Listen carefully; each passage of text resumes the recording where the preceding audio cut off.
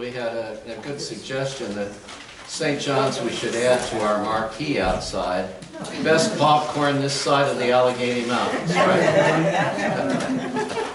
Yeah, talking about bringing people in under different circumstances. Right, right. Anyhow, we're happy that you enjoyed the refreshments, and without further ado, let us do. Okay, here we go. I traveled as part of my sabbatical, and I went to the Chautauqua Institute in New York State for a month. Yay, Chautauqua. Yeah. You do really neat things at Chautauqua. It's based on religion, arts, athletics or sports, and Concerts, music. concerts and music, right. And so part of their religious program there is to have worship every morning, and to have meditation, opportunities for lectures about faith. There were a lot of interfaith lectures that were being held there, and I had the opportunity to hear a lecturer by the name of Eboo Patel, a Muslim, and his book, Sacred Ground, came into my ambit then, and I read that and got some information from there, and I'm going to be referencing that. But a less obvious way that I got some more information, more reading to do, was when I was in the laundromat doing my wash.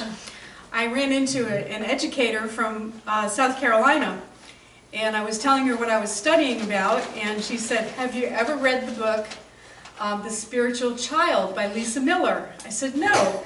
And so that became a real big part of the second part of my work, and that is because I think that God was whispering in my ear and leading me in this direction, because we have a preschool at St. Paul, which has 140 children enrolled, and it's not a Christian preschool, although it's owned by the church. It never did develop a Christian identity, and it's interfaith in its population.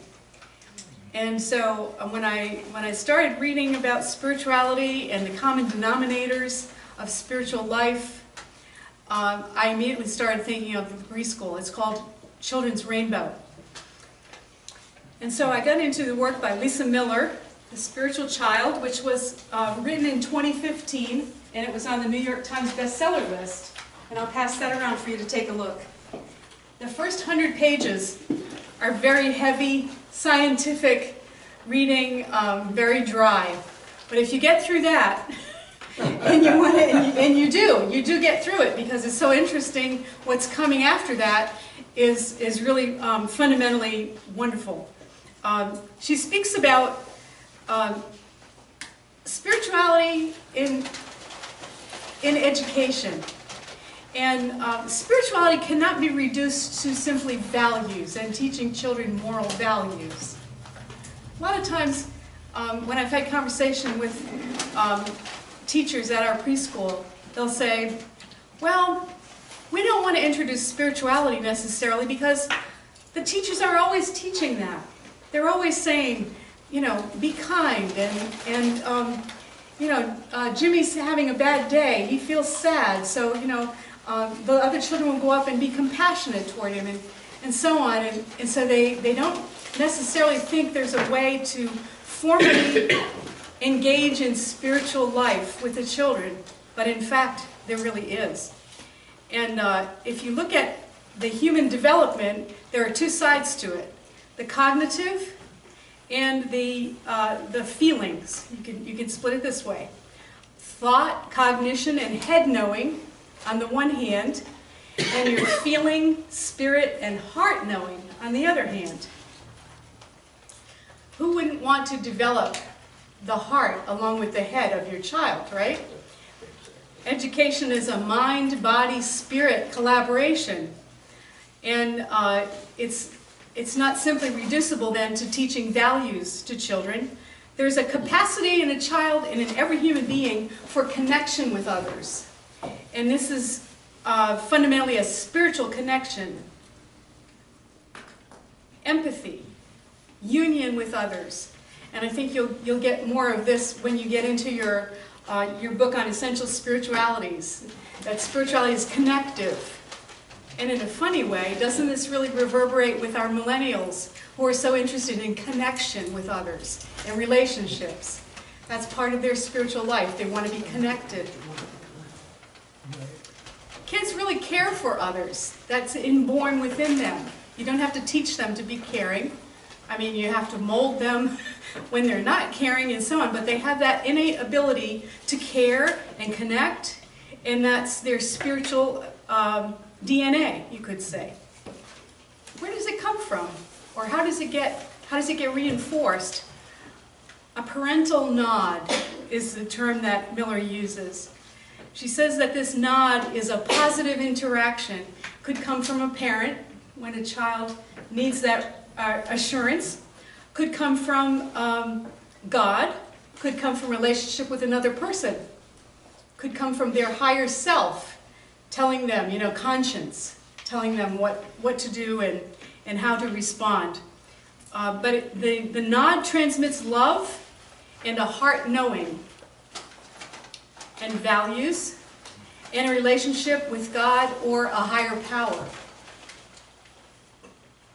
This is between the ages of 1 and 12 that we're hardwired to be spiritual beings that are in a growth mode. And spirituality, again, differs from religion. Not all kids get religion, but all kids are spiritual beings. In a broad sense, spirituality includes things like courage, determination, faith, higher purpose. So when we're talking about connecting with kids on a spiritual level, we can tell a story of stone soup. Is anybody familiar with stone soup? You have little grandkids or kids? Yes. Okay. So help me out if I go astray on the story. But basically, there were these two travelers, and they had no money, and they were very hungry. And they stopped in a town, and they asked for food, and they always got turned down. So they decided a different approach, and they borrowed a soup pot. And they decided they were going to make a magical soup. So they got a spoon and they started stirring. They're stirring the pot. And somebody comes along and says, well, what have you got there? Well, this is a magical soup. It needs just one more ingredient. So the person runs off and gets something, carrots, brings it back, throws it in. Now they've got carrot soup. And it goes on through the town. And they end up with this luscious pot of soup because everybody wanted to participate in bringing that last ingredient that would make it so wonderful. It's a story about cooperation, about kindness and openness to the stranger, being generous. All of these spiritual characteristics come through when you tell a story to a 3-year-old, for instance, and you ask them, well, who was kind in the story? Who was mean? Well, the one that held back the food was mean. The one that brought something was kind. And you ask them, if a stranger came and knocked on your door and asked for food, what would you do? They may be wary of the stranger coming to the door, but if you get past that part and it's safe, the kids will say, well, I'd give food. I have more than enough. They're naturally going to be generous, and they can sort out from a very early age what's going on in that kind of interaction. There are 6 core spiritual strengths, Miller says, and they can be cultivated in a child to last a lifetime. These are particular things that can be formed in children, so that it's not sufficient. It's not all that we have to offer. If we just say, well, we'll just show them, in our actions. We can think of ways to really hammer home these 6 strengths. The first one is a spiritual compass for trustworthy inner guidance. There's a a story about a mother, Celia, and her daughter, Raya. And it goes like this. Celia was pregnant as a teenager and married the father of the child, Raya. And consequently, she was frowned upon at her church, and she left the religion. But her mother, the grandmother of the child, still maintained her relationship with the church, and she was very close to the granddaughter Raya, and so she would take her to church, and she also the mother enrolled her in the Catholic school. So one day, Raya came home all upset, and she said to Celia, "Mom, I heard today that divorced people are going to hell, but I know you're not going to hell."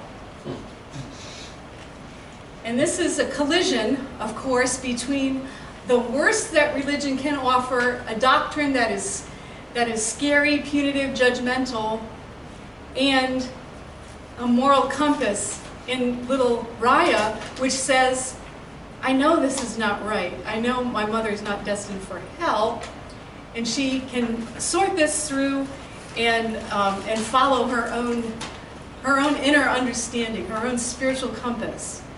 I don't mean to pick on churches that have that doctrine. It's really an example of a collision that can happen in a number of ways. Because we can all be judgmental, and we don't want to do that. But I think it does illustrate that a child can have a very strong inner compass, and when they're taught something that doesn't sound right, that doesn't sound fair or correct, they can sort that through.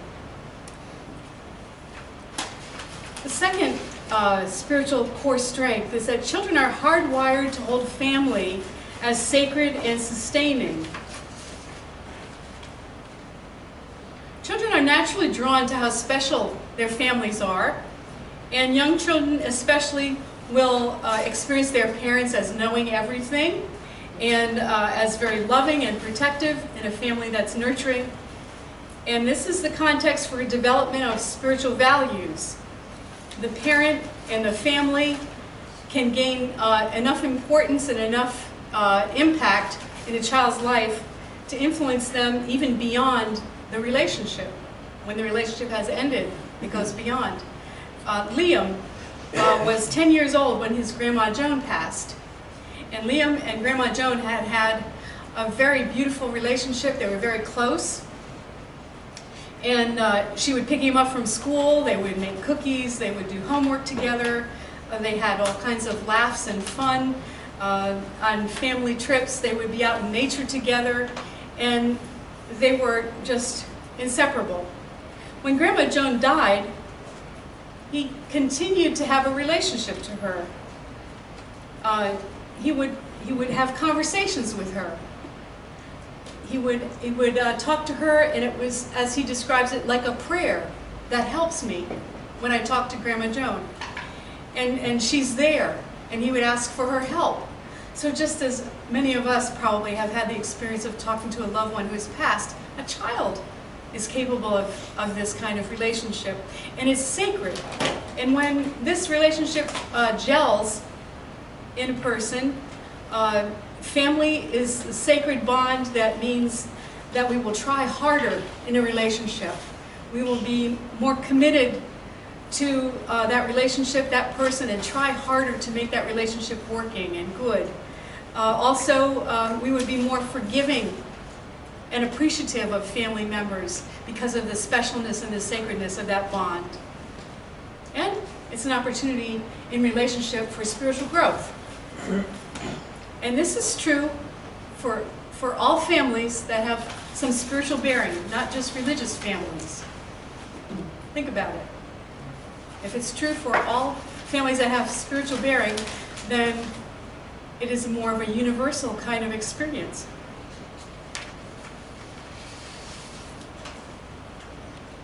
Now, the third characteristic is one of my favorites.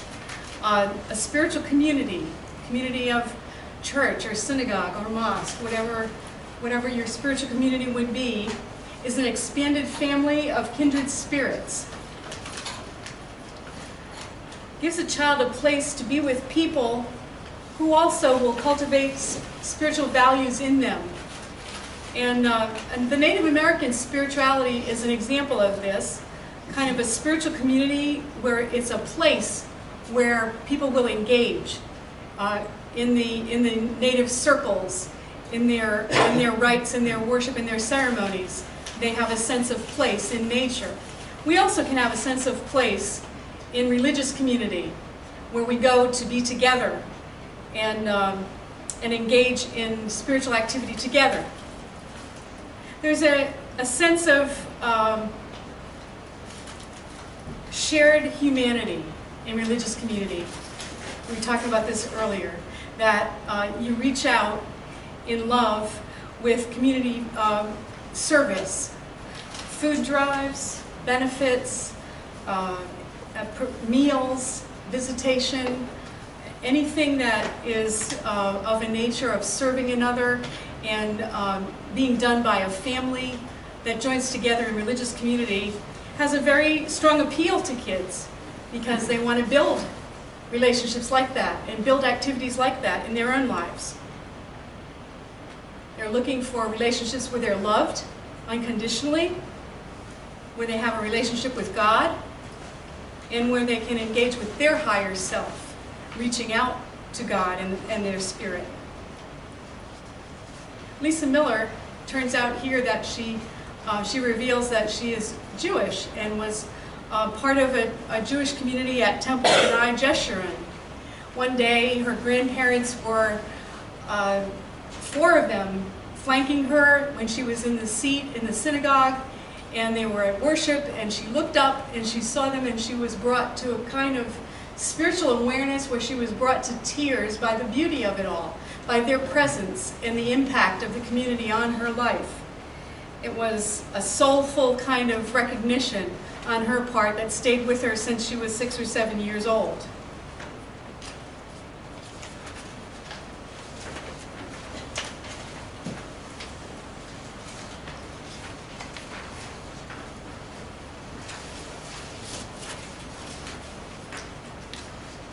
We live in a multi-faith kind of country, and we're not certainly not uniform in our beliefs. And so a child, from the time that they're born and they're involved in community life, maybe they go to school or they're with friends as preschoolers, they're going to interact with people of different beliefs, different faiths, different spiritualities. And they need a passport in order to get into this kind of culture. And their passport is spirituality, which they can learn from one another and from us and build a sense of community. Eboo Patel was the fellow I mentioned who wrote this book, Sacred Ground. He's a Muslim, and he tells the story of his son, Zaid. When Zaid was 3 years old, he was invited to a birthday party of a Jewish friend, a playmate, and he knew nothing of the Jewish faith at 3. And at this birthday party, people were wishing his playmate Mazel Tov. And so he asked his dad, well, what is that? He told him that means congratulations, happy birthday. And Zaid said, well, what will you tell me when my birthday comes? And so Eboo said, well, he thought about it for a minute and realized that they had in the Muslim tradition an equivalent phrase. And he said, well, I'll say this to you when it is your birthday. So the language of congratulatory blessing was not particular to just the Jewish boy. It was also something that would be experienced by the Muslim boy. And they were able to understand by their common ground that they both shared this same experience and could have respect for one another and understanding. This same little boy, Zaid, went to visit with his friend, and at the friend's house, he was non-Muslim, and Zaid had just been learning his prayers before meals And so he said to his friend, well, you have to say this prayer before you can eat your food. And the friend playfully said, no, I won't. And he held to that, and Zaid became upset because he knew it was important for him to pray. So his dad intervened and said, you can pray the prayer for him. You don't have to, he doesn't have to do it. So in other words, you can own your belief. You don't have to put it on somebody else. And he's learning at a young age that he has particular beliefs and the other one has their beliefs or their practices. And that same friend gave Zaid a book about Muslims for his birthday, and he was thrilled to see that his friend knew what Muslims were, and that it was special enough to him that he could share that with his friend.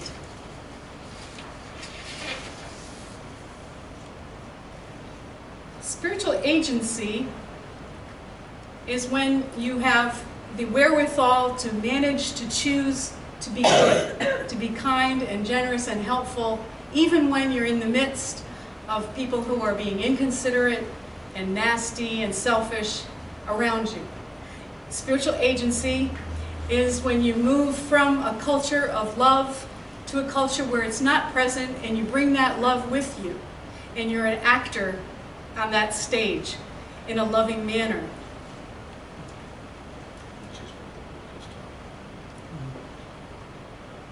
If you've ever watched a bunch of kids playing on a playground, playing Foursquare, for instance, and one takes the ball and smashes it hard against the ground so that it goes way over the head of the shorter kid, well, that's not against the rules exactly, but it's unkind and unfair. And it's not the right thing to do. It's not against the rules, but that's where your head tells you one thing and your heart tells you something else. His heart is saying, it's just not right, you shouldn't do that. And your head is telling you, well, the rules allow it. So kids that have a spiritual agency are able to take their learning, their spiritual sense with them into the everyday world. And it's also true of when we talk to kids about bullying, that they can recognize when a kid is doing the wrong thing and either speak up to that child or to another person, a teacher, a grown-up there, and they know the difference between what's right and what's wrong, and they can take action. They can move out of their center, their spiritual center of love. And the final story, very interesting. Young children are involved in so many different transitions, like going to kindergarten from a child who's been at home, and they may have dreams of what they're going to encounter when they get there, like crossing a bridge over into a new land, or kids later on going into junior high may have dreams of what's scary and what's a strange place. And this is a way of working out in their mind a spiritual sense of the transitions that they're in. There was a little girl, Mariah, and her mother, Ellie. And Ellie handles this situation very well, I think. Mariah is about 3, and she's playing at home from day to day, and then tells her mother one day, Mommy, there's a lady that comes to play with me. And the mom knows that she's been with Ellie the whole time, Mariah, the whole time that she's been there and playing, and she's been working side by side with her, and no one has come. So she thinks, well, maybe this is just an imaginary friend that she's having, that she's talking about. Well, then one day, they're looking through photographs from a box that they brought down from the attic, and they find photographs that Mariah hasn't seen before, and she says, well, Mommy, this is the lady that comes to play with me. It's her great-grandmother. And so this little girl has a spiritual sense, a special knowing of another person in her family circle, and the mom says to her, I'm so glad that she is so special to you. She must love you very much, and gives her the sense, not that this is weird, but that this is part of your spiritual life, your spiritual DNA, that you can know beyond the everyday, ordinary knowing.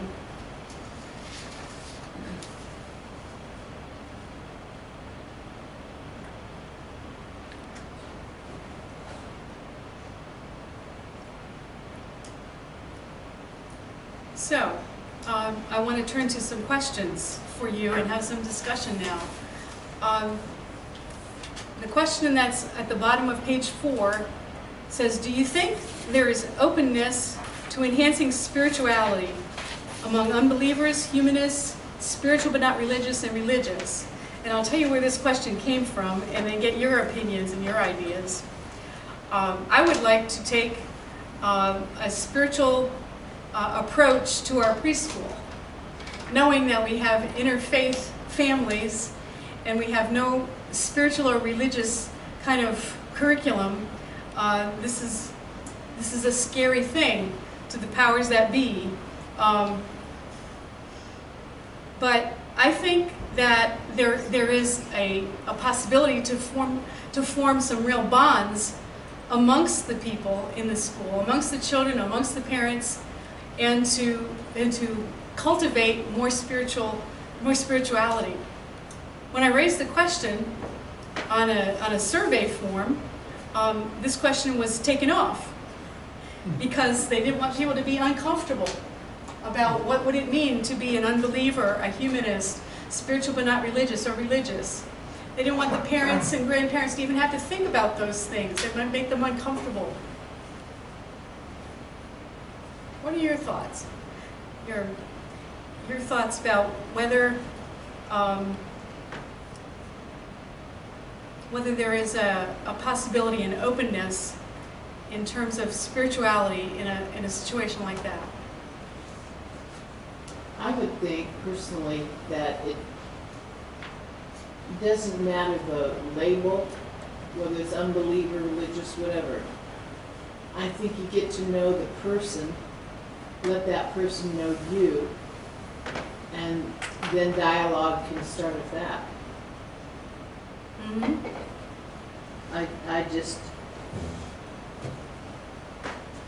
I just think it's not a good thing to like say, well, that person's an unbeliever or they belong to that group of unbelievers. It's like you're labeling. Right, There you go. right. Labeling would not be good. People resent labels. Thank you.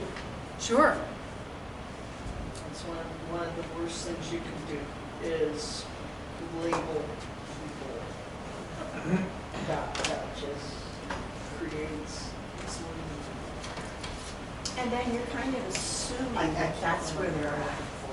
Mhm. If you ask a person though, where are you on this spectrum? Where is your family on this spectrum? Just as a matter of curiosity for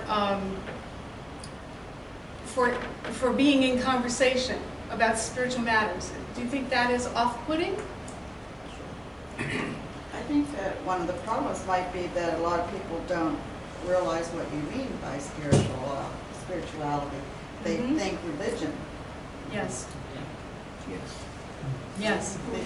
There needs to be some explanation or something more. I think you're right. I think all of your instructors going along with that have to define themselves with what they want, what is spirituality? What are we looking for in spirituality? We can't go on this far away to be religious, we can't go this way, okay, to unbelief. Most of your people have some kind of religious background, but what about this?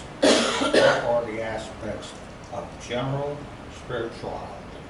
Whether it be kind, be faithful, and use those kind of elements in your teaching strategies Right. in order to convey that to all of your different children that are in part of your school.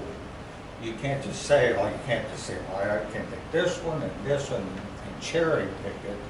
You have to sit down with the teachers and say, what do we feel that spirituality means to us, the group, and how can we convey this as a whole to our whole school?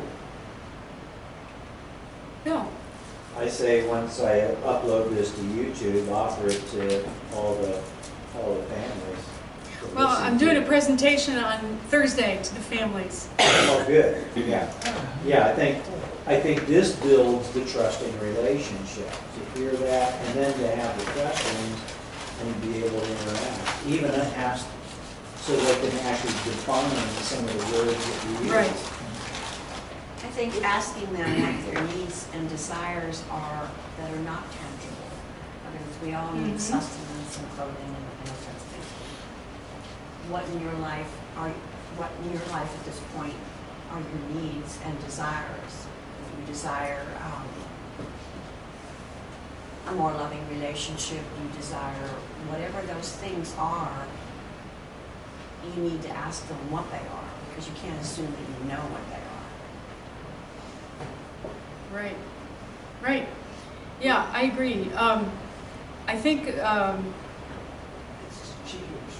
with a presentation like this and defining spirituality and asking people to examine what their needs are, what their beliefs are, where they come in, is like a groundwork to be in conversation.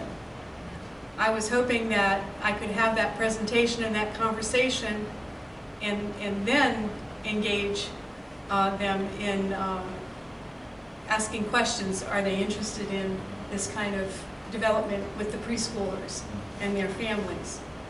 And that may happen, but I'll have a chance to do an enrichment rather than exposure to all the children. It will be a particular group that wants to come at a particular time for, however many sessions, maybe weekly sessions. Yeah.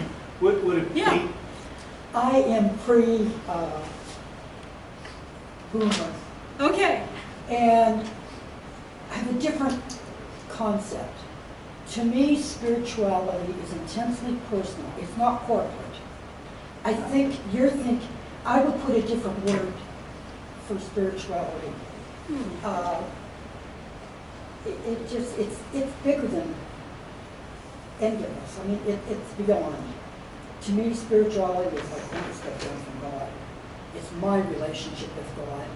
And how I reflect it, how my actions and so forth. I would hope people would think, oh, but I cannot relate to group spirituality. That's me. That's my relationship. God created me different. Some people think thankfully than others, but it is too intensely personal. Now that's pre-boomer. That's a much more analytical generation than we were. We were raised during the Depression and the Second World War, and we had different values, not different values, but different priorities perhaps. But it's interesting. Yeah, I think the way you're talking about spirituality for yourself, that it is a private matter, an intensely personal matter, that would be along the lines of spirituality that the young people understand. That they don't. Spirituality to me was my grandmother every day would set her time aside, go to her bedroom and read her Bible. A spiritual practice. And that was, but I didn't define it as such. Right. So I'm beginning to sort of get aware of this generational thing. You always think everybody is the same, but we're not. So, as a teacher, you weren't supposed to teach religion or Right. anything like that. But I taught religious tenets, if you will. Yeah. I remember walking down the hall, and I was going to lunch, and the lunch line was there, and there were these two boys squabbling, and the one behind him raised his hard fist and was ready to come down on him. I just happened to be right behind him, and I grabbed his wrist. And I got down by his ear, and I said, "You have just received a moment of grace." I said, you can choose to do what you were going to do. And if you do, then this is going to happen, and I told you the consequences. Or you can change your mind, and this will happen. I'm sure you will like that outcome much better.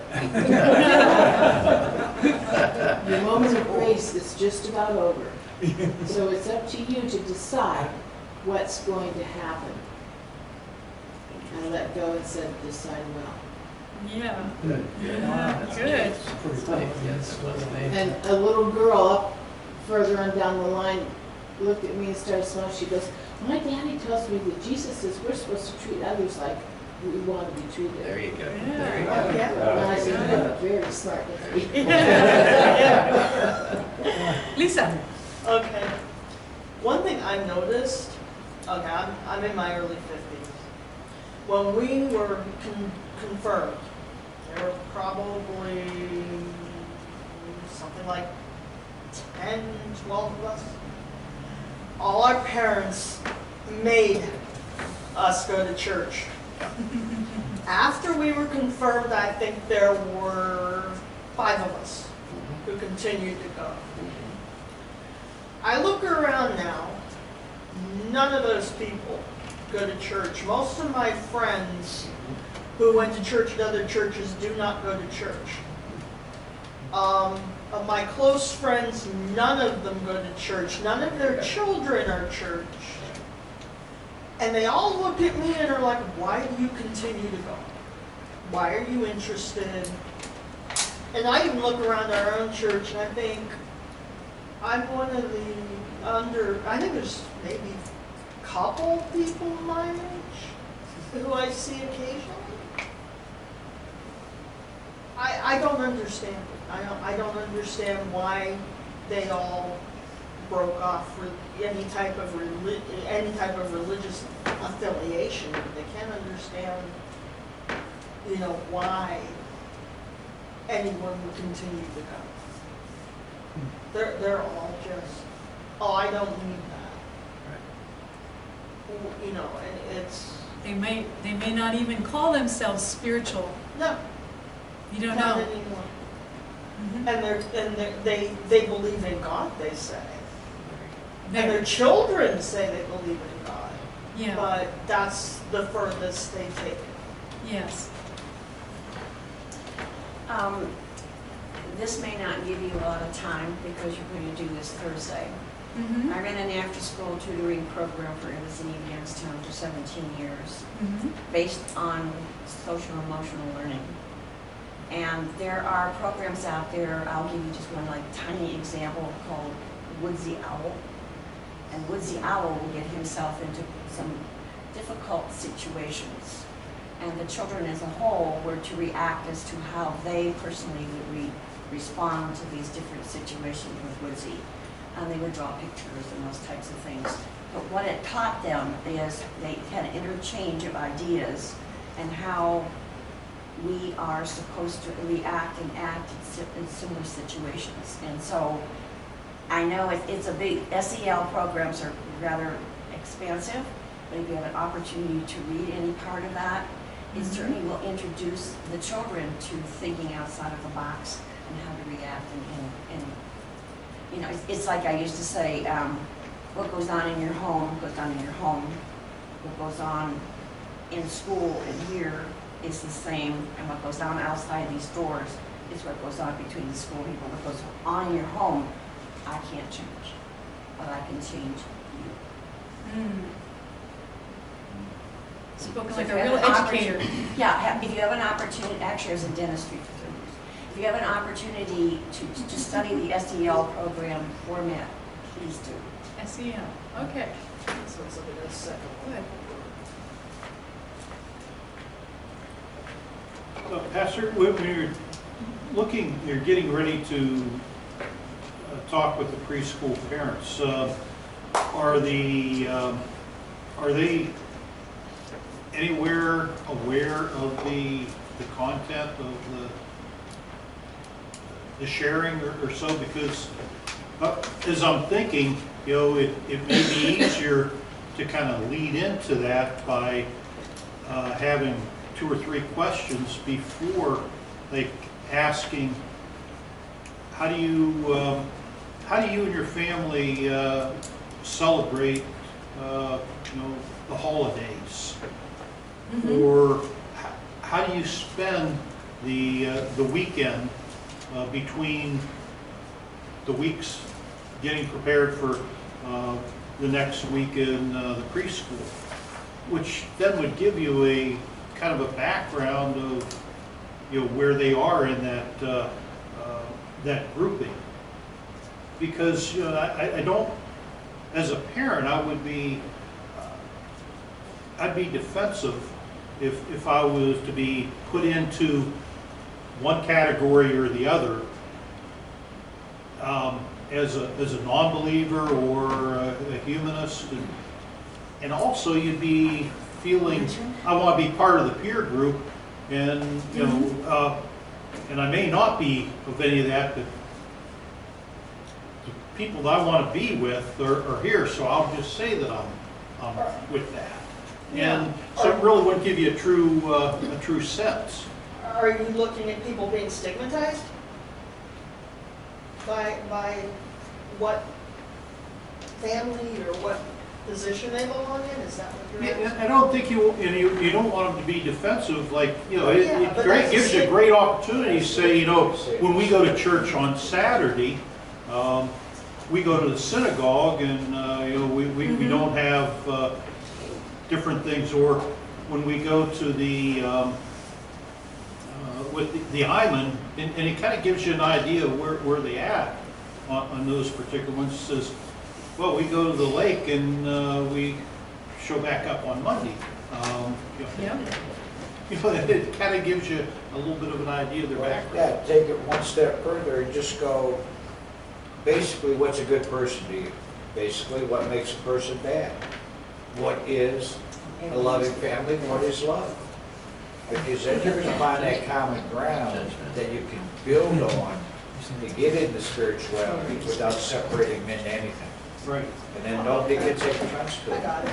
I was thinking not even doing the first part of the presentation for them, not telling them about the spectrum of beliefs. Right, right. And then I thought, well, why not? Go the other way, because then you're going to get them, if they're not ready, you'll get them ready, because now they've got all these thoughts going through their head about be nice to other people, treat them the way I want to be treated. What makes a person good? What makes them bad?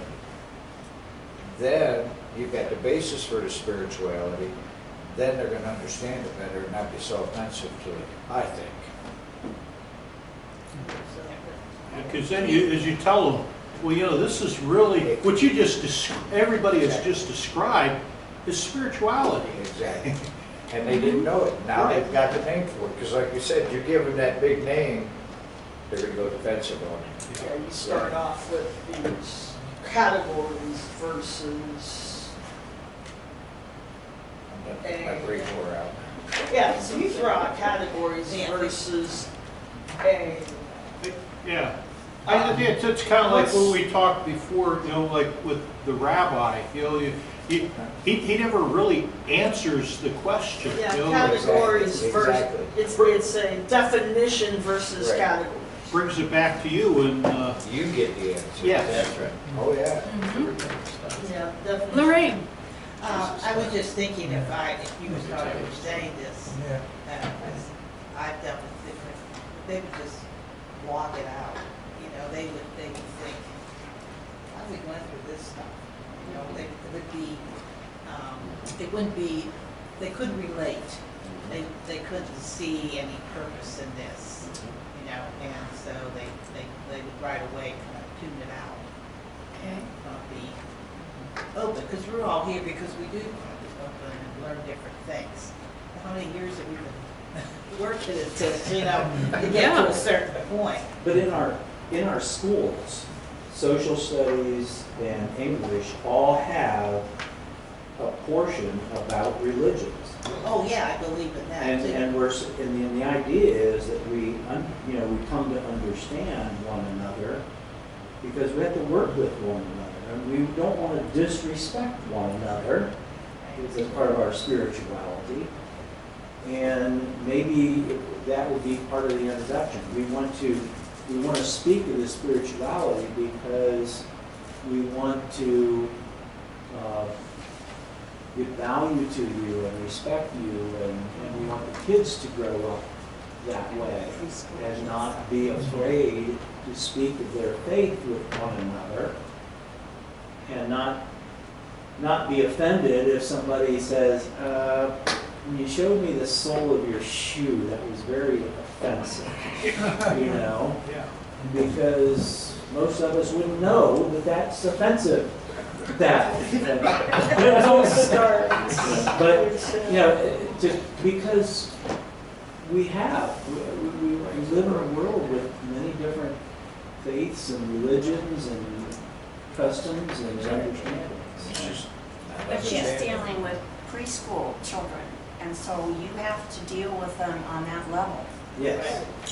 And so therefore, even the word spirituality is, No, I'm talking about parents.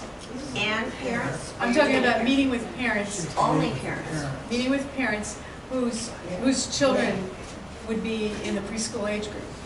Yeah. So you're right about the word. You couldn't really explain spirituality to a little child. Right. You don't have to either. It's just, it's within them. Yeah. So most of those parents are millennials, and there may be a Yeah. few Gen X. A few Gen Xers and some boomers, some grandparents. Yeah, mostly my age group is Yeah. grandparents, which is scary. So speaking in terms of diversity and inclusion, will be, I think, welcome.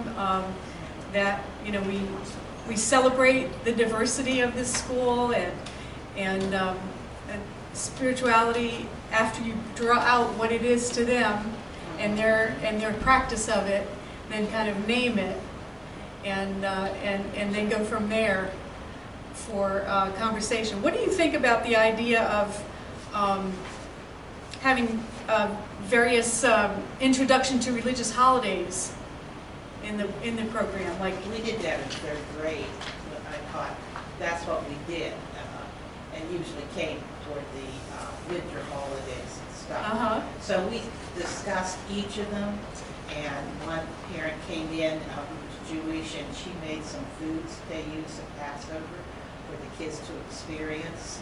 yeah. And so it was involving the parent in this process of explaining their faith. And so we did all of these different ones for them to experience as part of the social studies program in third grade. I'm sure you could do something like that, and you might have parents who do have a specific faith that they'd like to share, and bring in some items. Mm-hmm. You walk a fine line, because my after-school program was in a Lutheran Missouri Center. Okay. And you walk a fine line when you're talking about people who come from different ethnic and religious backgrounds, maybe. And so you have to be very careful that you don't want them to have a sense that you want them to join your church or to become Lutheran. Right. And there's that very fine line where when you address these parents, which I had also to do, is then with the word spirituality or religion, it may backfire on you. And you may have children being withdrawn from your program. No, that's not going to But happen. if We're not going to get to that extent. But if you approach it with meeting their specific needs from you and what their expectations are from you and what your expectations are from them, Mm-hmm. then you don't break that tie. Right. I hear what you're saying. Your concern is I've heard your concern, and I've heard it in discussions with some of the people at the school. And so that's why I say it won't happen. We won't lose people because we won't go to that extent. But you mentioned about, I lost my train of thought.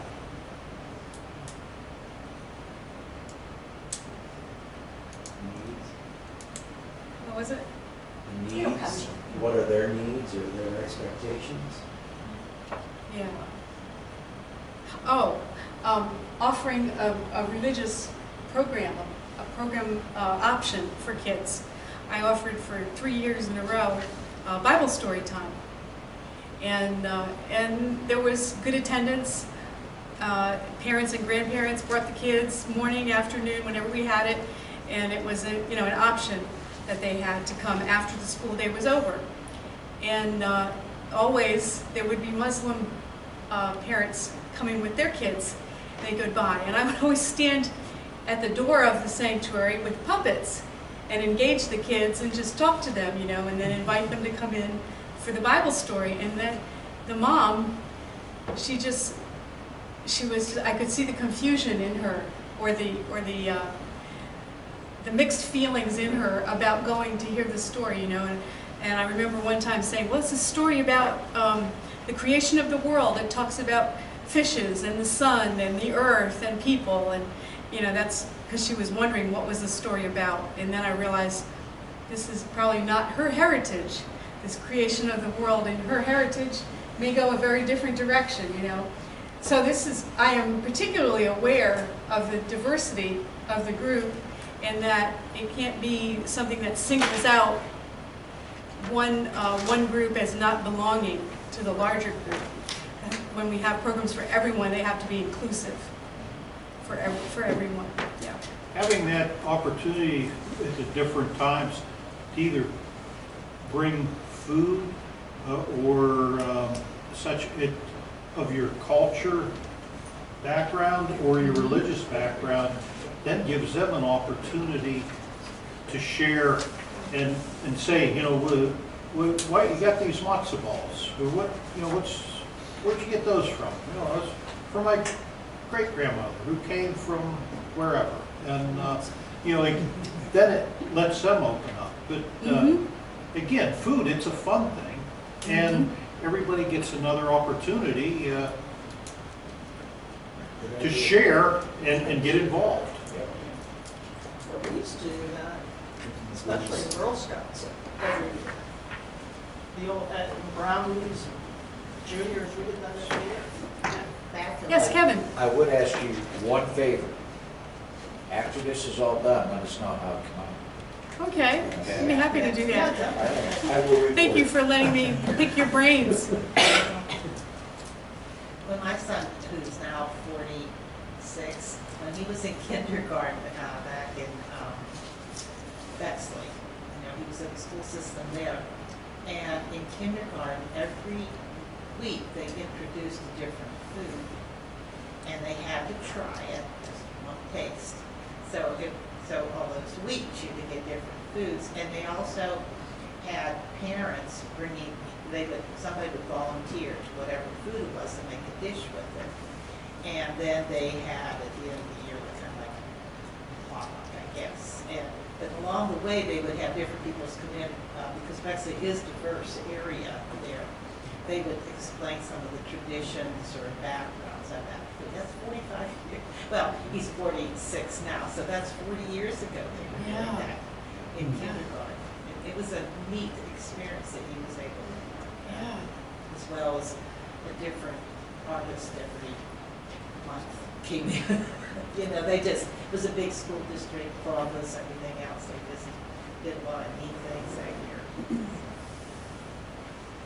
When I was in the 4th grade, we finally spoke of the Reformation in social studies. Mrs. Bales pointed me out in my class with all the Amish and Mennonites that I went to school with, that Billy Leach was one of them. And it got quiet, they all turned around, and I realized that I was a minority. But I did okay. You're one of the Reformation kids. It's because of him. Okay, well, thank you very much. If there are no more questions, we'll end now. Thank Pastor Perkins.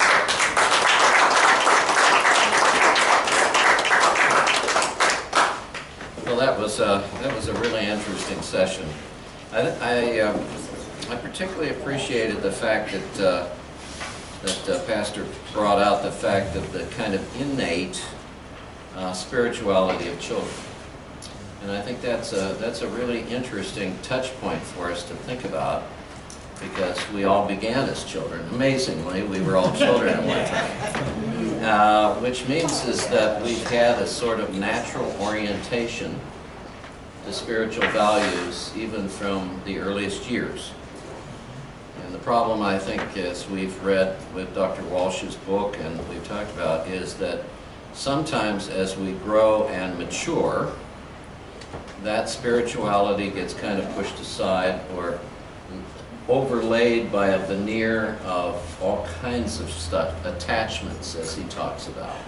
The danger of attachments, becoming so enamored with success or a hard-driving career or, however we define that, that the softer nature of ourselves, the spiritual nature, that which has been from the beginning, is kind of overarched by all kinds of societal norms and expectations and so on, and so we begin to lose what we had initially.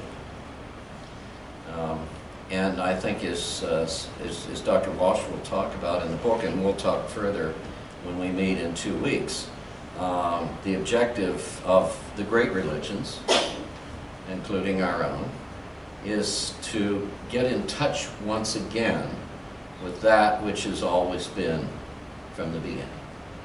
And that God imparted us in that, as we remember that Ruach, the divine breath of God in the Hebrew, the Ruach, the breath of God, which was in that first inspiration. Remember when the doctor hit us on our little behind and we began, and we drew in not only oxygen to live, but we drew in the breath of God and the presence of God's Spirit within us. So it's kind of a wonderful talk that we had today to sort of remind us of our origins, particularly as children, and to try to recapture the blessings which God has imparted into us from the very beginning. This is a wonderful journey, and if you take this book seriously and you read it over and over again, and to see how he's brought forth all of these great religious traditions, and it's astounding to see the wisdom of Buddha and Confucius and the Tao and Muhammad, for example, and it seems so familiar, so right to our own psyche and our own spirit. And then he brings these wonderful Christian texts over, and we said, yeah, that's what they're talking about, the same thing we're talking about. And this kind of human family that can be coming from different points of view, but all to recognize this inward spirituality that needs to be inflamed. This Bible speaks so beautifully, poetically. It says, a dimly burning wick I will never extinguish. And I think in so many ways we're dimly burning wicks, and we just need again that bit of God to go to inflame the Spirit within us. It's a wonderful journey we're on. Well, with that, let us stand and pray our common prayer of faith together, followed by the singing of the doxology and the benediction. Let us pray as Jesus has taught us, as boldly we pray by saying, Our Father, who art in heaven, hallowed be thy name. Thy kingdom come, thy will be done, on earth as it is in heaven. Give us this day our daily bread, and forgive us our trespasses, as we forgive those who trespass against us. And lead us not into temptation, but deliver us from evil. For thine is the kingdom, and the power, and the glory, forever and ever. Amen. Amen. Praise God, from whom all blessings flow. Praise Him, all creatures here below. Praise Him above the heavenly hosts. Praise Father, Son, and Holy